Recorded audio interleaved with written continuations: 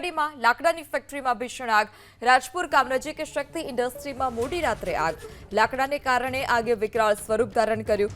ફાયરની ટીમે ભારે જહેમત બાદ આગ પર કાબુ મેળવ્યો છે. ત્યારે લાકડાની ફેક્ટરી હોવાને કારણે આગે વિકરાળ સ્વરૂપ ધારણ કર્યું. ઘટનાની જાણ થતાં જ ફાયર વિભાગની ટીમ પણ સ્થળ પર પહોંચી પાણીનો મારો ચલાવી આગ પર કાબુ મેળવવા માટે પ્રયાસ હાથ ધરવામાં આવ્યા.